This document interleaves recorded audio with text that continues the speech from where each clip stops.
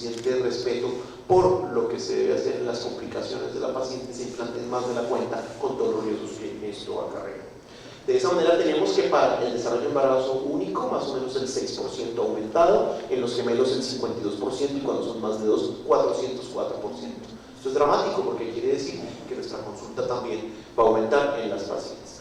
Fíjense esto que es sacado de las estadísticas norteamericanas de hace algunos años, desde los años 80 teníamos estos números, cuya prevalencia va a estar aumentando desde más o menos los 40.000 a unos 150.000 en las últimas 3 décadas. Eso es dramático porque cada vez vamos a tener más patologías tanto maternas como fetales. Los dobles son los más frecuentes en general, son 95 al 98%, y el resto pues van a ser los que son más de 2, que definitivamente son los de cuantía superior, los cuales van a dar un 7.5 a un 10% de mortalidad y el 21% de morbilidad perinatal. Y esto va de la mano a lo que hablábamos en la charla anterior.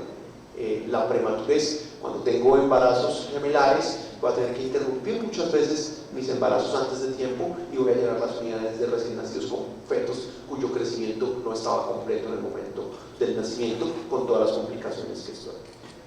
No tenemos datos suficientes en la población latinoamericana, solo hay 2 estudios a mi conocimiento, uno publicado aquí en la revista de Ginecología y Obstetricia de México, publicada por los doctores Edgar Hernández Andrade y por el doctor Jesús Andrés Benavides, donde nos muestra cuál es esa descripción de la caracterización de la población de embarazos gemelares vistos acá en el DF, en el IMPER, durante 5 años, con los resultados que ellos atañen. Y el segundo estudio lo publicamos nosotros en la revista chilena de Obstetricia y Ginecología del año pasado, donde evaluamos 898 embarazos gemelares e hicimos un recorrido a través de la corionicidad y la relación que esto tenía con los resultados perinatales que vamos a ver un poco más adelante.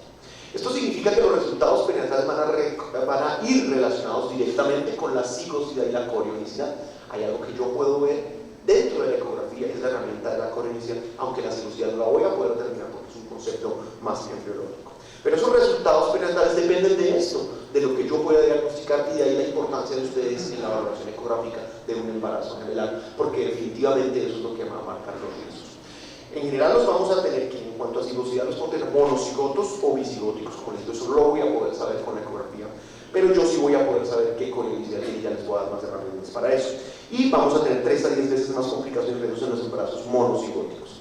El riesgo materno es similar, es decir, cuando yo tengo, y todos lo hemos estudiado, cuando tengo un embarazo gemelar, esa mamá tiene unos riesgos de tener unas enfermedades específicas. Va a tener más diabetes, más amenaza de parto pretérmino, más preeclampsia, más hipertensión, etc.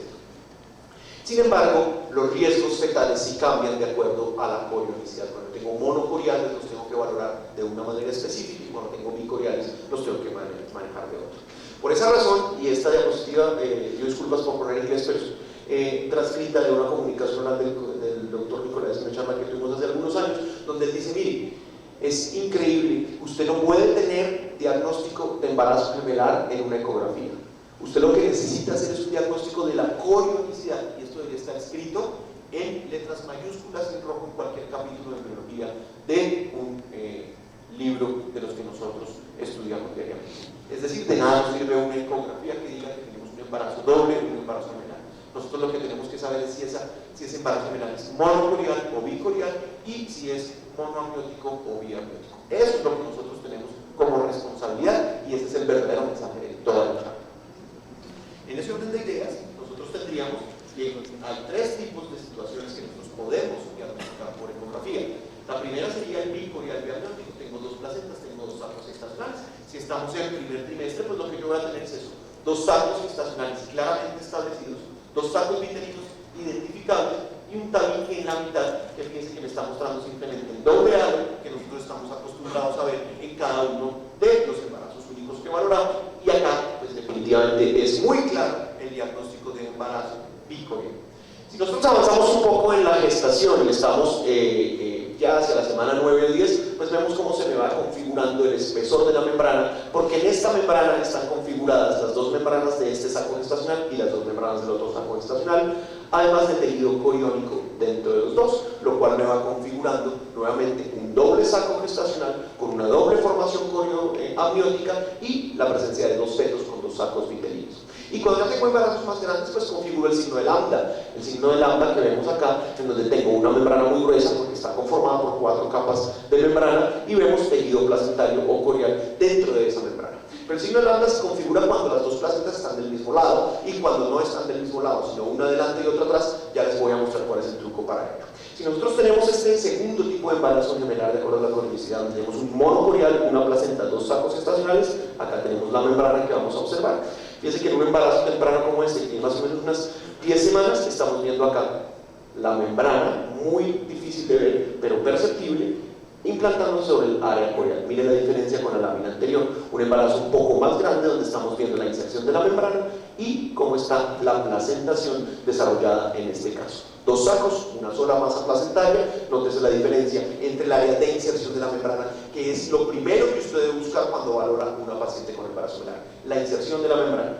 Y el tercer caso es cuando tenemos una sola placenta, un solo saco gestacional, en donde no tendríamos esa membrana divisoria. Entonces tendríamos que buscar fundamentalmente las inserciones de los cordones. Generalmente en los monocoriales biamnióticos, al menos uno de los 2 bebés, en el 95% de los casos, tiene inserciones velamentosas del cordón, mientras que estos van a tener proximidades en las inserciones del cordón. Entonces usted busque las 2 inserciones, identifíquelas y trate de ver en la mitad de ellas la membrana. Si no la identifica, puede diagnosticar con mucha tranquilidad un monocorial monoamniótico.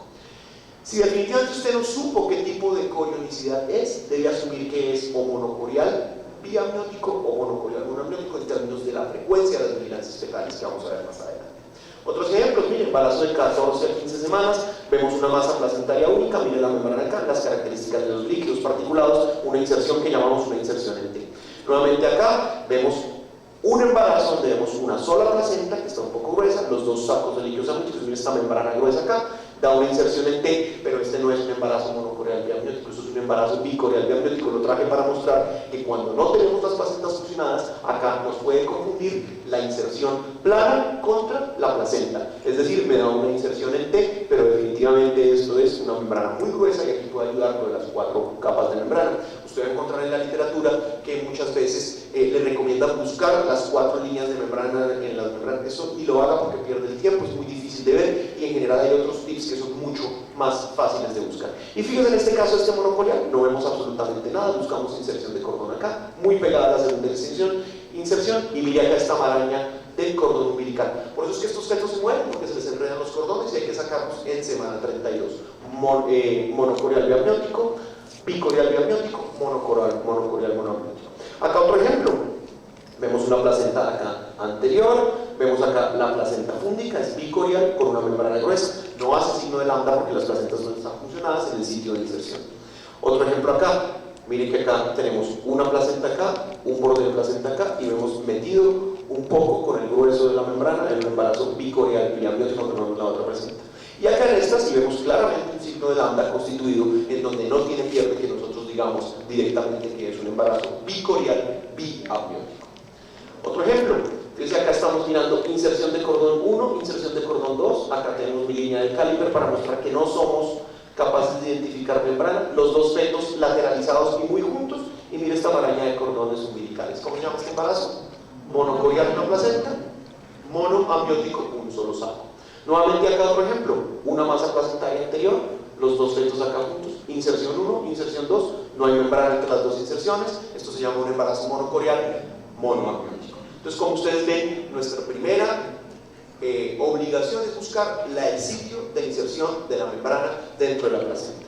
Acá vemos, por ejemplo, una masa placentaria y vemos una membrana insertada en T, no vemos lambda por ningún lado, no hay más placenta, son 2 bebés, 2 sacos gestacionales y nos configura un monocorial biamniótico. Perfecto.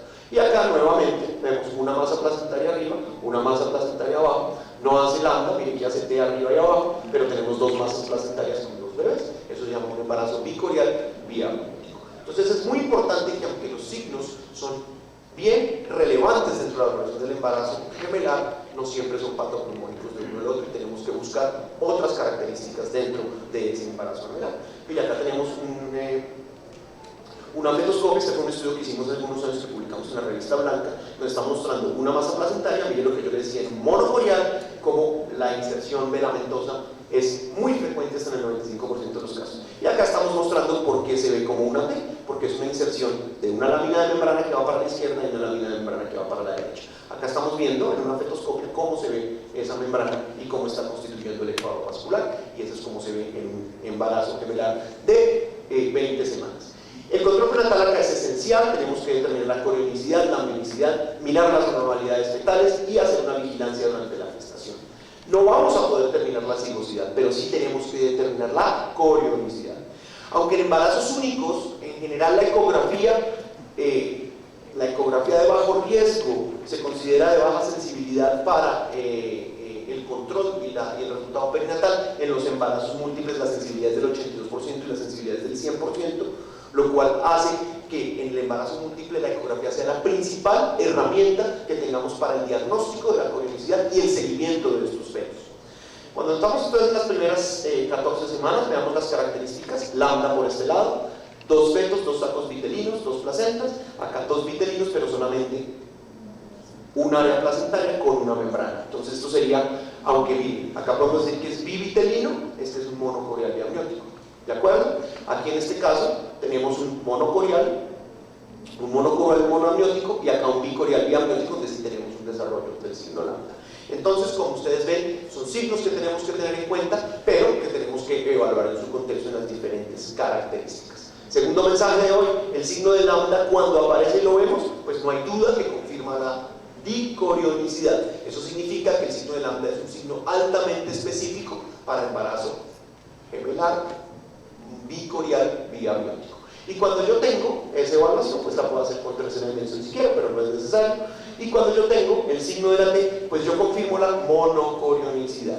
Eso significa que el signo de la T es altamente específico para los embarazos monocoriales, pero no únicos de ellos. Tengo que evaluar siempre mis diferentes características. Acá tengo la T, y si me fijo bien, esta es la razón por la cual una inserción de membrana sobre la masa placentaria. Tengo en embarazos mucho más avanzados, llegando casi a la semana 18 o 20, no siempre es tan fácil valorar, tengo que identificar la placenta, cuántas placentas hay, dónde se localizan, la inserción de los cordones y las características ecográficas de esa placenta, que eso también me ayuda a saber si es de un tipo o de otro. Y lo más fácil, pues si uno de los fetos es niño y el otro es una niña, pues ya sabemos que es bicorial biamniótico y no tenemos ninguna otra condición para determinar esa corionicidad. Luego de esto, de que yo haga un diagnóstico adecuado, pues tenemos que determinar la vigilancia prenatal en los gemelos, que tiene que ganar suma importancia y que ya vimos que nuestra principal herramienta es el ultrasonido, es lo que hacemos todos, porque hay unos riesgos intrínsecos de ese embarazo gemelar. Adicionalmente, casi todas las alteraciones de los embarazos gemelales se basan en las discordancias, y en lo que veíamos esta mañana, el crecimiento discordante. Un feto no está creciendo parejo con el otro feto por diferentes razones, y eso me crea unas anormalidades o secundar anormalidades de la placentación. En ese orden de ideas, mi primera herramienta para valorar las discordancias de los fetos es valorar el crecimiento fetal. Entonces, definitivamente en la primera mitad del embarazo voy a tener aumento de la pérdida fetal, y eso es lo que busco, características del pronóstico, y luego en la segunda mitad y más hacia el tercer trimestre voy a buscar alteraciones de crecimiento y muerte fetal. Entonces surge la pregunta, ¿debería entonces yo mirar mis embarazos gemelares dentro de mi control ecográfico como miro los embarazos únicos? Y eso lo vamos a responder al final de la charla. Primero, vamos a tratar de mirar qué tipos de estudios me apoyan la necesidad de normogramas específicos, lo veíamos en la clase de crecimiento fetal. De esa misma manera que yo necesito para curvas de crecimiento para poblaciones específicas, debería necesitar para embarazos gemelares. Son solamente 2 estudios en la literatura que me muestran normogramas para gemelos, más o menos tiene una variación entre un 15 y un 17% con la mayoría de las tablas que tenemos para embarazos únicos, pero un 15 y un 17% es importante cuando estamos hablando de pesos estimados fetales. Entonces, ojo, cuando estemos valorando embarazos gemelares, tengamos en cuenta si tenemos o no las tablas para hacerlo. Las alteraciones del crecimiento fetal van a aumentar el riesgo de muerte fetal, y las diferencias de peso de más del 20% se asocian a un mayor riesgo de esto. De hecho, como lo vimos el año pasado, el aumento de la discordancia por más del 20 al 25% del peso estimado fetal en monocoriales me aumenta el riesgo de muerte, y por supuesto de una enfermedad que se llama la discordancia o el RCIU selectivo entre gemelos, y que ya les voy a mostrar algo para recordar. Estos son diferentes estudios que me están mostrando cuáles son los puntos de corte en el porcentaje de gemelos y cuál es el riesgo que voy a tener, y por eso más de 20, de acuerdo a estos números que estamos observando, más de 20% de la diferencia de los pesos es lo que yo ¿Cómo calculo esos pesos? Yo agarro el gemelo mayor, el peso grande, le resto el peso chico y lo divido sobre el peso grande y lo multiplico por 100, y eso me da el porcentaje de diferencia, y así obtengo ese 20, ese 15, ese 3, ese porcentaje específico, ¿de acuerdo? En términos de vigilancia fetal, es importante saber que la monitoría fetal es una herramienta que tenemos, una herramienta que heredamos nosotros inicialmente de Norteamérica y posteriormente del Cono Sur en Uruguay. Actualmente la monitoría fetal sigue siendo una herramienta que nosotros como obstetras manejamos, pero no en todo nos sirve, y en los embarazos neonatales pues no nos ha ayudado a prevenir mayormente la muerte perineonatal, entonces la usamos a criterio médico. De igual manera el perfil biofísico, solamente hay 4 estudios en los últimos 40 años que avalan el perfil biofísico, también es una herramienta que heredamos de los norteamericanos. Los europeos no utilizan el perfil biofísico para valorar ningún tipo de embarazo. Nosotros todavía lo estamos utilizando. Fíjense que estamos valorando movimientos respiratorios con un Doppler color que probablemente vamos a ver más adelante, y acá valorando cuál es el flujo de líquido amniótico a través de las fosas nasales, que es un método que se llama el método de Cosmi, y que es otra herramienta que tenemos para valorar el perfil o los movimientos respiratorios. Este perfil biofísico es un método eficaz para vigilar los embarazos de alto riesgo, pero no hay datos suficientes para saber si nos sirve dentro de los embarazos grandes. Sin embargo, usted como ecografista le van a solicitar perfiles biofísicos, entonces usted debe reportarlos de una manera adecuada con las condiciones que tiene el evaluar un bebé y luego el segundo bebé.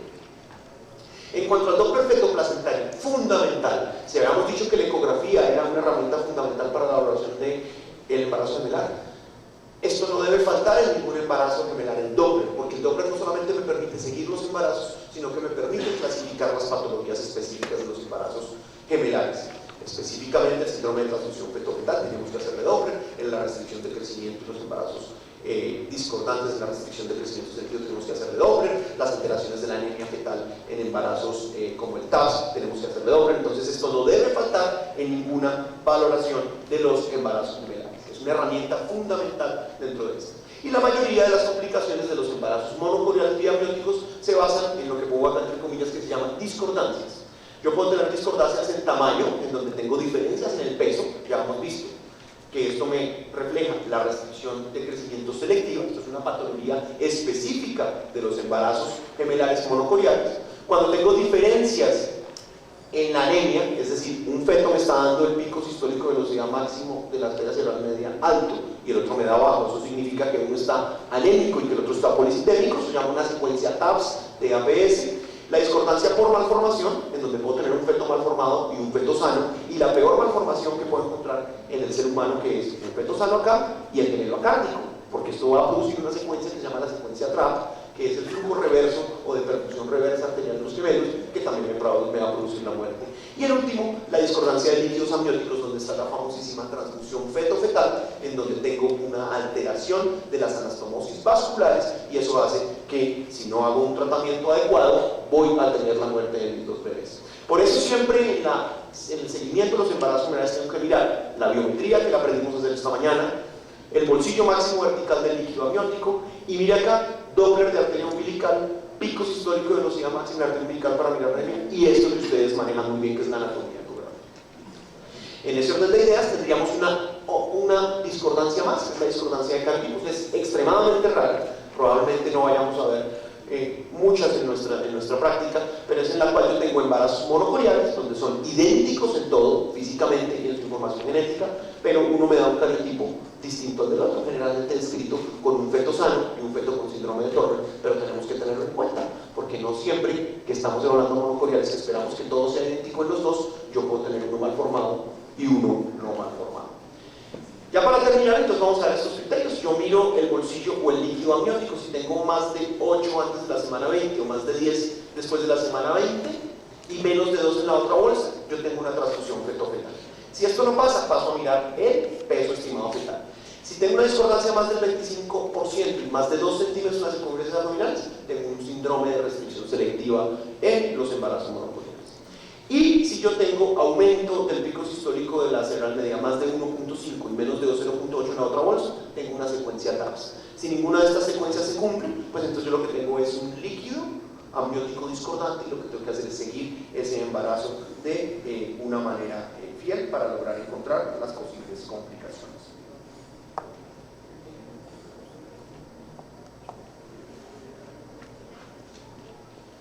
En resumen, y ya para terminar mi último minuto, entonces tenemos que son muy frecuentes, cada vez están más frecuentes, que los monocoriales tienen una mortalidad muy importante y que por eso tenemos que evaluarlos de una manera adecuada, y que 1 de cada 3, aunque son infrecuentes, cuando ya lo tenemos, va a tener unas complicaciones. Por eso tenemos que tener un esquema de vigilancia que me incluya la patología específica del monocorial, que ya vimos cómo la catalogamos, cuál es el riesgo de que tengamos un accidente y cuál es el riesgo de esa transfusión aguda. En ese orden de ideas, entonces nosotros deberíamos empezar nuestro control de embarazo general la semana 2, donde hacemos un diagnóstico de corionicidad, la mejor semana para hacer diagnóstico de corionicidad, que además nos permite la evaluación del riesgo de aneuploidía, nos permite la evaluación anatómica post-embrionaria y nos permite la evaluación del riesgo de preeclampsia mediante el Doppler de uterinas. Posteriormente, entre semana 14 a 28, yo debo buscar las complicaciones severas, que son las que vimos dentro de las tablas de discordancias: transfusión feto-fetal, restricción de crecimiento selectivo, malformación discordante, secuencia TAPS o secuencia TRAPS, y debo hacer un seguimiento estrecho y temprano. Y por encima de la semana 20 pues va a tener complicaciones tardías. Estas generalmente las tengo que manejar con cirugía fetal, y estas ya las tengo que manejar por encima de la semana 30 con finalización del embarazo. Yo hago una eco avanzada, que tiene que ser la de la semana 12, la ecografía, la de tamizaje genético, la ecografía anatómica o de detalle anatómico que llaman algunos, o comprehensive ultrasound como dicen los gringos, y la de semana 28-32, que es la ecografía de seguimiento. Pero cuando yo estoy mirando el control ecográfico de los gemelos, si son monocoriales, debo verlos cada 2 semanas como implica el esquema. Semana 12, 14, 16, 18, 20 que es obligatoria, vuelo 22, 24, 26, 28 que es obligatoria, 30, hasta que defino cuándo los hago. Si mi embarazo es monocorial, monoamniótico, el embarazo tiene que finalizar en semana 32. Si el embarazo es monocorial biamniótico, mi meta de vigilancia es semana 36-37. Y si mi embarazo es bicorial biamniótico, mi meta para desembarazar a esa paciente es semana 38. Esa es su meta como ecografista, eso es lo que usted debe ofrecerle a su paciente y eso es lo que usted debe ofrecerle a el médico que confía en usted como uno de sus principales apoyos desde el punto de vista diagnóstico. Al finalizar esta charla, creo que conocimos los riesgos de acuerdo al tipo de embarazo gemelar, entendimos los métodos de vigilancia fetal en múltiples, aplicamos esquemas basados en la evidencia y lo que me está explicando la literatura, y creo que con esas herramientas podemos tomar decisiones. Esto es un manejo multidisciplinario. Yo soy solamente una persona más de un equipo de trabajo que tenemos en los hospitales donde yo tengo el placer de trabajar y donde contamos con el apoyo de todos estos especialistas en diferentes áreas, porque definitivamente cuando la mamá y el feto son nuestra área de interés, necesitamos un montón de personas que nos ayuden a lograr resultados perinatales como los que estamos viendo acá. También tengo una lámina en donde todos los bebés que hemos visto, también tenemos unos bebés con resultados malos, pero esos resultados malos es parte del ejercicio profesional, es parte de lo que tenemos que entender de la vida y lo que tenemos que explicarle a nuestras pacientes, porque definitivamente nuestra obligación es de medio y no de resultado, y tenemos en ese orden de ideas que brindar todos los medios para que nuestros pacientes puedan tener resultados perinatales satisfactorios y de esa manera llegar a un embarazo con un feliz término. Acá están mis emails por si me quieren contactar, y acá tenemos otros bebés maravillosos que nos han ayudado a estar acá para poder tratar de comunicarles a usted algún mensaje importante. Muchísimas gracias.